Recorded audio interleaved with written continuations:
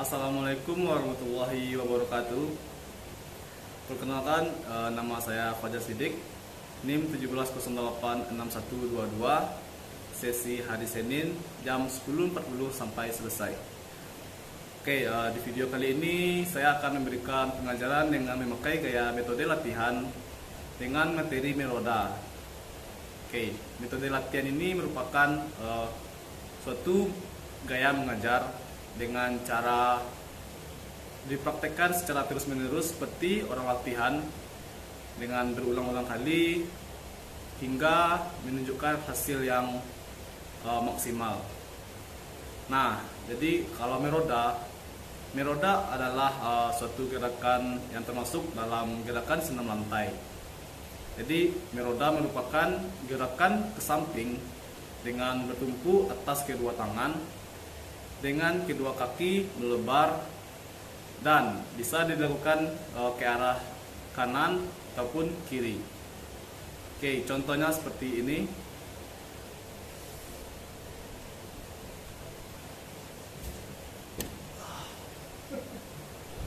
Oke, baik, masuk dalam materi. Di sini saya memberikan suatu metode pembelajaran dengan gaya latihan. Nah, caranya itu dengan melakukan gaya meroda dengan anggap itu pun ya. Jadi pun tersebut sebagai tantangan bagi peserta didik untuk melakukan meroda. Jadi ketika melakukan meroda, peserta didik tidak boleh mengenai kun tersebut. Jadi harus melewati kun tersebut. Nah, seperti itu kira-kira dengan cara dilakukan sebanyak berulang-ulang kali sehingga peserta didik dapat melakukannya dengan hasil yang maksimal. Dan di sini peran guru ialah untuk mengkoreksi juga. Jadi jika ada kesalahan dikoreksi oleh guru dan murid melakukan lagi sampai dengan hasil yang maksimal.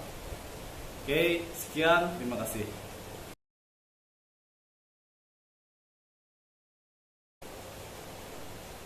Baik, semuanya kumpul menghadap ke Bapak. Oke, baik, siap, gerak. Setengah lancang kanan, gerak.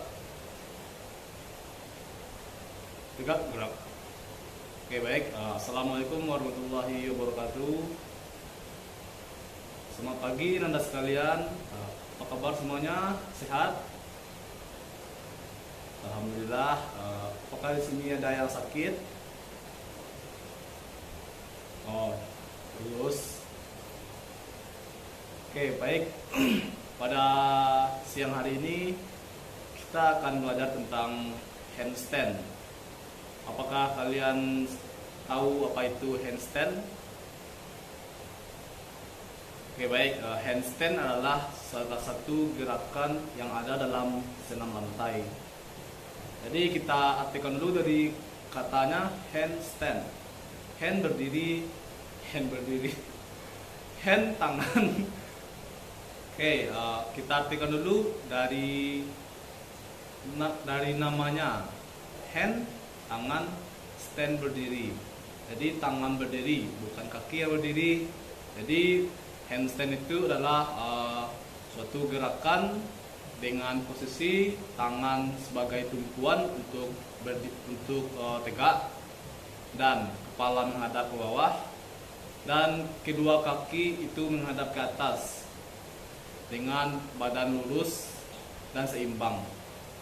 Oke, baik, untuk itu sebelum memulai perkuliahan kita hari ini, coba silakan pimpin pemanasan. Oke, baik, langsung saja. Setelah pemanasan kita langsung coba mempraktekkan gerakan handstand. Nah, jadi gerakan handstand ini bisa kita latih dengan bantuan dinding. Jadi saudara sekalian silakan menghadap ke dinding. Kita coba dengan bantuan dinding.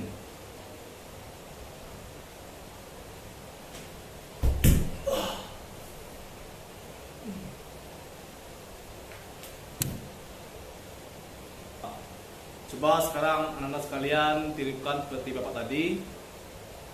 Kalian ini udah besar SMA, jadi kalian coba bisa mandiri. Nah, oke, baik. Jadi bapak prediksi ketika melakukan handstand, tangan kalian itu, kedua tangan itu harus siap, kuat, kokoh. Karena tumpuan berat badan kalian itu dibebankan ke kedua tangan kalian. Jadi jika ingin memperkuat tangan, bisa lakukan dengan latihan push up tiap hari maupun pull up. Itu bisa meringankan, bisa menguatkan otot ringan kalian. Oke, baik. Jika tidak ada pertanyaan, oke, tidak.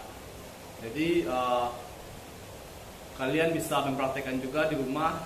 Jika ketemu dinding, silahkan cobakan, tapi dengan hati-hati, jangan sampai melakukan kesalahan atau cedera. Oke, baik. Silahkan pimpin calling down, kita penutupan. Oke, baik. Jadi gerakan handstand itu seperti yang tadi, posisi badan, posisi tangan itu harus tegak dengan posisi kaki di atas, tangan di bawah sebagai tumpuan berat badan, dengan tegap, badan lurus. Nah, jadi Bapak akhiri dengan mengucap Assalamualaikum warahmatullahi wabarakatuh.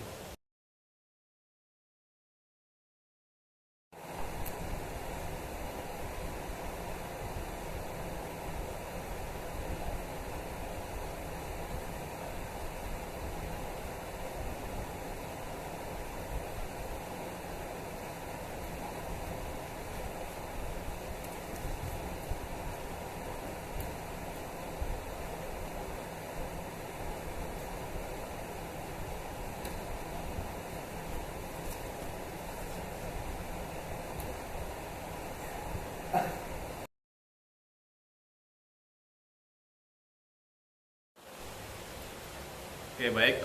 Selanjutnya yaitu gerakan rolling ke belakang dengan gaya mengajar reciprocal. Gaya mengajar reciprocal ini adalah suatu gaya mengajar yang mana guru di sini sebagai fasilitator dan yang membentuk dua kelompok. Nantinya dua kelompok ini terbagi menjadi satu sebagai pengamat dan satu sebagai pelaku pelaksana. Nah, jadi anggota kelompok yang sebagai pelaku di sini nantinya akan melakukan gerakan rolling ke belakang. Sedangkan yang kelompok sebagai pengamat itu mengamati bagaimana mereka melakukan gerakan. Nah, supaya nantinya bisa juga mereka melakukan dengan gerakan yang baik dan lebih benar jika ada kesalahan kelompok tersebut. Jadi diamati. Nah, gaya mengajar ini dilakukan secara bergantian. Jadi nanti yang awal sebagai pengamat, nanti dia sebagai pelaku. Nah, sebaliknya pelaku nanti juga sebagai pengamat nantinya. Oke, jadi seperti itu contoh gaya mengajar reciprocal tersebut dalam gaya rolling belakang. Contohnya gerakan rolling ke belakang seperti ini. Ini contoh gerakan rolling ke belakang bulat.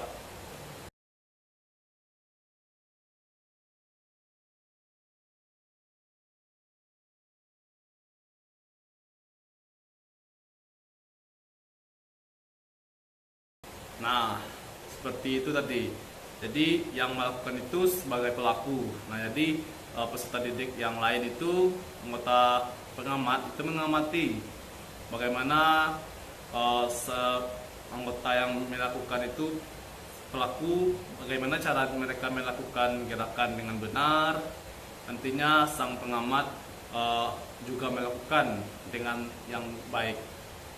Oke, baik. Sekian tentang gaya mengajar reciprocal dengan materi rolling belakang. Terima kasih.